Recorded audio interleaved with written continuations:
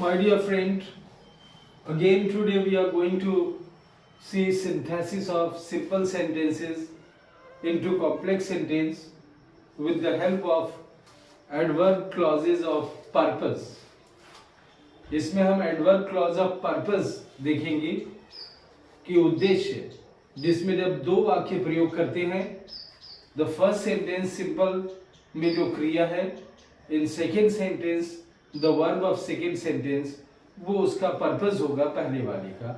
यानी इसमें एक वाक्य को हम मेन क्लॉज बना देते हैं और दूसरे को एडवर्ब क्लॉज ऑफ पर्पस बना देते हैं. उद्देश्य क्या है? इससे पहले हम लोगों ने एडवर्ब क्लॉज ऑफ कॉज देखा कि उसमें किसी एक्शन का कारण क्या होता है. हमने एडवर्ब क्लॉज ऑफ टाइम देखा जिसमें एक मेन क्लॉज में जो एक्शन है उसका समय क्या है. एडवर्ब क्लॉज ऑफ प्लेस देखा कि जो पहले वाक्य मेन क्लॉज में है उसका स्थान क्या है. But now we are going to see that what is the purpose of the main clause action. In the second clause we will just change them with the help of conjunction, for example so that, in order that, इस तरह की conjunction लगा के हम उद्देश्य दिखलाते हैं. In the first example we will see he is working hard and he wants to stand first in his class. He is working hard, वो कठिन परिश्रम कर रहा है. He wants to stand first in his class, वह अपनी कक्षा में प्रथम आना चाहता है. But how to join them? In a single sentence we can say that he is working hard so that he could stand first in the class. He can stand first in the class. मिला के हम ये बोलेंगे कि he is working hard, वो कठिन परिश्रम कर रहा है, so that ताकि he can stand first in his class, ताकि वो अपनी क्लास में फर्स्ट आ सके. In second example we can see he whispered, वह फुसफुसा के उसने कहा. He avoided noise, और उसने शोर की उपेक्षा की यानी शोर कम किया. तो एक साथ इसको बोलेंगे he whispered in order that he could avoid noise. यानी वो धीरे से फुसफुसा के, whisper करना आहिस्ते बोलने को, धीरे से फुसफुसा के बोलने को whispered कहते हैं. He whispered in order that he could avoid noise, ताकि वो शोर अवॉइड कर सके, आहिस्ते से ज़्यादा शोर करे.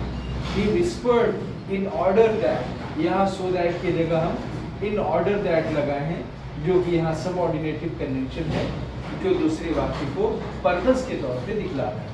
He whispered, he avoided noise. एक साथ बोलेंगे he whispered in order that he could avoid noise. In third example we can see I saved money, I wanted to travel. In first sentence is I saved money, मैंने पैसा बचाया. I wanted to travel, मैं यात्रा करना चाहता था. And together making in one sentence we can say that I saved money so that I could travel. मैंने पैसा बचाया ताकि मैं सफर कर सकूं. I saved money so that I could travel. Number 4 example we can see walk carefully, you may fall. ध्यान से आप चलें, सावधानी पूर्वक चलें, you may fall, आप गिर सकते हैं. Making synthesizing together we can say walk carefully lest you should fall. यानी ध्यान से सावधानी पूर्वक चलें, कहीं ऐसा ना हो आप गिर जाएं. यानी पर्पस है नहीं गिरने का, तो सावधानी पूर्वक चल रहे हैं. Walk carefully lest you should fall. In the fifth example we can see he comes on time, वह समय पे आता है.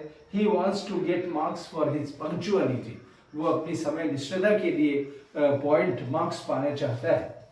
He comes on time so that he could get marks. He comes on time so that he can get marks for his punctuality. Can का प्रयोग करेंगे. अगर यहाँ comes की जगह came होता past tense में तो can को भी could कर देते. Preferably according to grammar, अगर first main clause is in present tense, the subordinate clause we also use in present, उसी के साथ होना चाहिए. If main clause past में होता तो उसको भी हम लोग past में कर देते, just like as we do in narration. So here he comes on time so that he can get marks for his punctuality. In this, my dear friend, we have seen that how to join sentences, how to show the purpose. This is called adverb clause of purpose. I am sure you will understand about it.